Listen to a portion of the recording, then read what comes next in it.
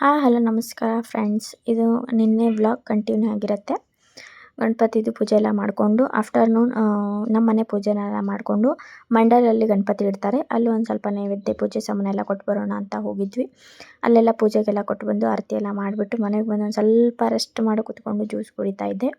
Juice ಕುಡಿದು ಯಾರ್ಯಾರು ಊಟ ಮಾಡೋರೆಲ್ಲ ಊಟ ಮಾಡ್ಕೊಳ್ತಾ ಇದ್ರು. ನಂಗೊಂದು ಸ್ವಲ್ಪ ರೆಸ್ಟ್ ಬೇಕಾಗಿತ್ತು.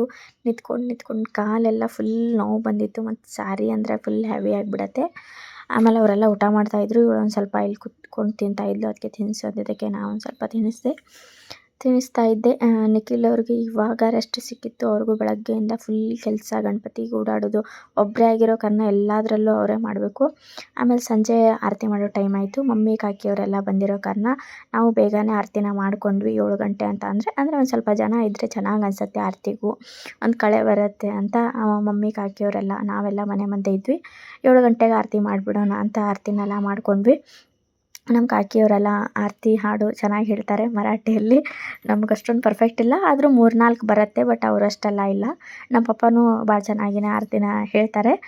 ರಿಯಲಾಗಿ ಆರತಿ ಹೇಳೋದು ತುಂಬ ಸ್ಯಾಟಿಸ್ಫ್ಯಾಕ್ಷನ್, ಚೆನ್ನಾಗಿ ಅನಿಸುತ್ತೆ.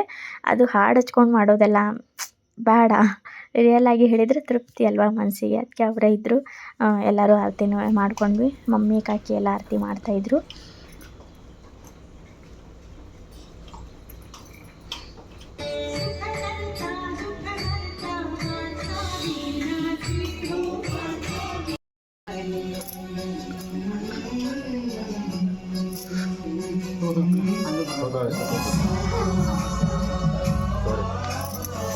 ಸ್ವಲ್ಪ ತಗೋತೀನಿ.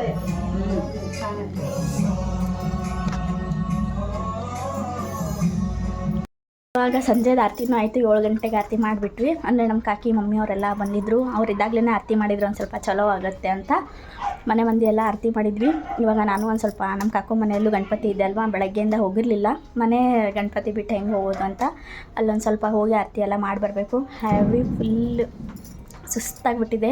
ಮತ್ತು ಬೆಳಗ್ಗೆಯಿಂದ ಸೀರೆಯಲ್ಲಿ ಕೆಲಸ ಮಾಡೋದಂದ್ರೆ ತುಂಬ ಡಿಫಿಕಲ್ಟ್ ಅಂತ ಅನಿಸುತ್ತೆ. ಮೊದಲಿನ ಜನ ಹೆಂಗೆ ಮಾಡ್ತಾಯಿದ್ರೇನೋ, ಹ್ಯಾಟ್ಸ್ ಆಫ್ ಅನ್ಬೇಕು ಅವ್ರಿಗೆ. ಬಟ್ ಇವಾಗ ಒಂದು ಸ್ವಲ್ಪ ಮಳೆ ಫುಲ್ ಸ್ಟಾರ್ಟ್ ಆಗಿಬಿಟ್ಟಿದೆ. ಗಣಪತಿ ಬಂದು ಕೂರೋವರೆಗೂ ಅಷ್ಟೇ ಮಳೆ ಇರಲಿಲ್ಲ. ಆಮೇಲಿಂದ ಮಳೆ ಸ್ಟಾರ್ಟ್ ಆಗಿಬಿಟ್ಟಿದೆ, ನಿಲ್ತಾನೂ ಇಲ್ಲ. ಅದಕ್ಕೆ ಇವಾಗ ಅವ್ರದ್ದು ಆರತಿ ಗಿರ್ತಿ ಎಲ್ಲ ಮುಗೀತು ಮನೆಯದು. ಒಂದು ಸ್ವಲ್ಪ ಹೊತ್ತು ಕೂತ್ಕೊಂಡು ಅಲ್ಲಿ ಕಾಕಿಯವರು ಕರೆದಿದ್ರಲ್ಲ ಗಣಪತಿಗೆ ಹೋಗಬೇಕು ಅಂತ ಇವಾಗ ಹೊರಡ್ತಾ ಇದ್ದೀವಿ.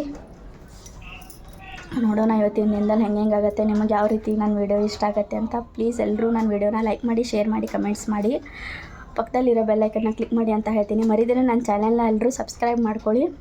ಇನ್ಮೇಲೆ ಕಂಟಿನ್ಯೂಸ್ ವೀಡಿಯೋ ಹಾಕಲಿಕ್ಕೆ ಟ್ರೈ ಮಾಡ್ತೀನಿ ನಾನು. ಮಳೆ ನಿಂತಿತ್ತು, ಅದಕ್ಕೆ ಅಲ್ಲಿಂದ ಅಜ್ಜಿ ಮನೆಗೆ ಬಂದು ಅಜ್ಜಿ ಮನೆ ಗಣಪತಿಗೂ ಕೈಯೆಲ್ಲ ಮುಗಿಸ್ಕೊಂಡು, ಅಜ್ಜಿ ಮನೆ ಗಣಪತಿ ನಮ್ಮ ಮನೆ ಗಣಪತಿ ಈ ವರ್ಷ ಸೇಮ್ ಇದೆ. ಯಾಕಂದರೆ ಇದು ಮಮ್ಮಿನೇ ಅವರಿಗೂ ನಮಗೂ ಕೊಡಿಸಿದ್ದು.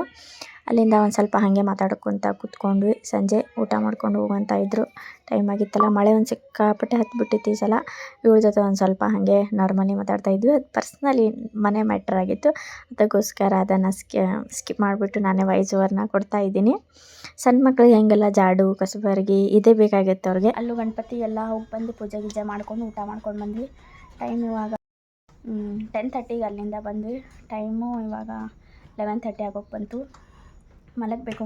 ನಾಳೆ ಸತ್ಯನಾರಾಯಣ ಪೂಜೆ ಇರೋ ಕಾರಣ ಮತ್ತು ಬೇಗ ಎದ್ದು ಅಡುಗೆ ಪೂಜೆ ತಯಾರಿ ಎಲ್ಲ ಮಾಡ್ಕೋಬೇಕು. ಇಷ್ಟೊತ್ತಿನವರೆಗೆ ನಾನು ವೀಡಿಯೋ ನೋಡಿದ್ದಕ್ಕೆ ಎಲ್ರಿಗೂ ಥ್ಯಾಂಕ್ಸ್ ಅಂತೀನಿ. ಮತ್ತು ನಾಳೆ ಸಿಗೋಣ. ಎಲ್ಲರೂ ಲೈಕ್ ಮಾಡಿ, ಶೇರ್ ಮಾಡಿ, ಕಮೆಂಟ್ಸ್ ಮಾಡಿ, ಪಕ್ಕದಲ್ಲಿರೋ ಬೆಲ್ಲೈಕನ್ನ ಕ್ಲಿಕ್ ಮಾಡಿ. ನಮ್ಮ ಹಾಗಿರೋ ಸಣ್ಣ ಯೂಟ್ಯೂಬರ್ಸ್ಗೂ ಬೆಳೆಸಿ ಅಂತ ಹೇಳ್ತೀನಿ. ಮತ್ತು ನಾಳೆ ಹೊಸ ವೀಡಿಯೋದಲ್ಲಿ ಸಿಗೋಣ.